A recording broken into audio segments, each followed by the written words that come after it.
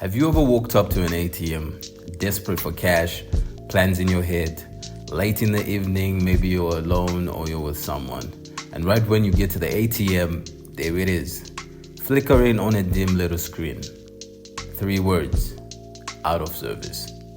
Annoying, right? You mumble something underneath your breath, usually unpleasant sentiments, mostly directed to your bank, turn back, reroute your plans, and surely life goes on.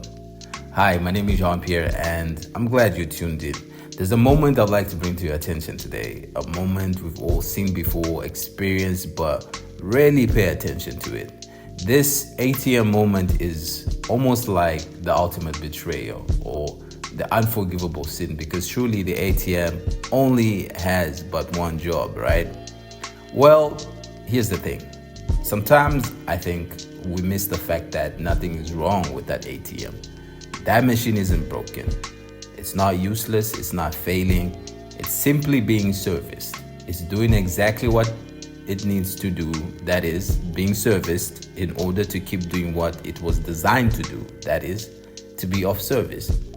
I feel like I've spoken a lot about the doom and gloom side of having sickle cell on this platform. Well, it is doomy and gloomy on this side of life. However, there's a lot more fun and sunshine and rainbows and unicorns and dragons. Well, I don't know about the dragons part, but there's a lot more fun beyond the gloomy horizon, if you ask me.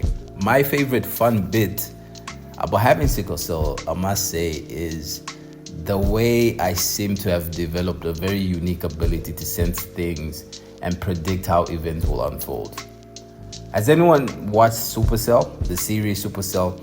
Kind of like the series Supercell. In fact, I feel like the people behind Supercell didn't necessarily lie.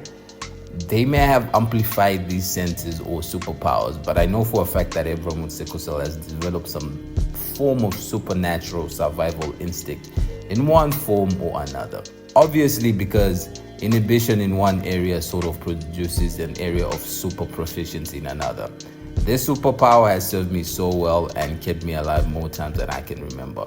So in regards to my health, for example, this superpower sort of tells me or gives me a warning sign or heads up before a crisis. When a crisis is seriously looming, my body finds ways to warn me, sort of like sends me all sorts of pings. Do I always receive these pings before something happens? Yes, I do. Do I always adhere to the warnings? Well, let's just say sometimes I like to surprise myself with my own ignorance. You know, kind of like a car as well. And I've been having car problems lately. And car problems are really stressful because your car is like your other family member. And if they're not okay, it's like you're also not okay. And the thing about my car is it has a whole bunch of sensors and they start flagging when something is wrong, right? Especially when it's due for servicing. It starts making all sorts of noises. And because I know my car, just like every other car owner says, I know my car, the noises and sounds it makes let me know that everything is not all good under the hood. Some sounds may seem normal to other people. Sometimes they may even go undetected around other people, around an untrained ear, but my ear knows very well what my car should sound like. So from cars to ATMs to elevators, internet service providers, let me not even go there, but nothing feels worse than the thing that is supposed to provide a service being out of service. And it hit me recently. Humans are the same.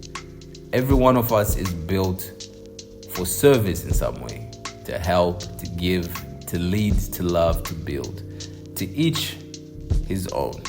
Now, when my body starts giving me those warning signs about a looming crisis, now I kind of take it seriously, because on one side, it's for my own protection, right? I could be out in public, so I need to quickly go back home or call someone or head to the hospital. On the other side of these warnings is a broader signal, a gentle reminder that I may not be in the best possible shape to be of service to another human being.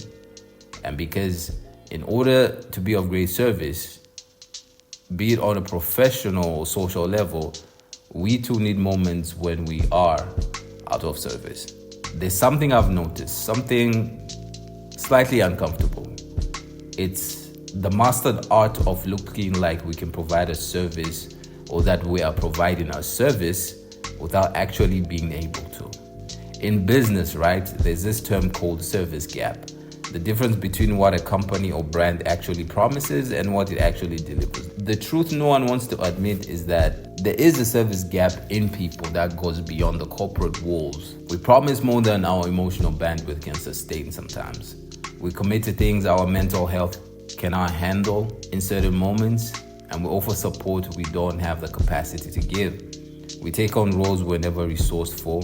We become walking billboards, offering a service we don't have the internal infrastructure to sustain. It's the slight difference between looking like you're able and actually being able, between performance and service, between branding and functioning. It's crazy to me that a mere machine like an ATM or elevator isn't ashamed to brandish such a holistic little message: out of service.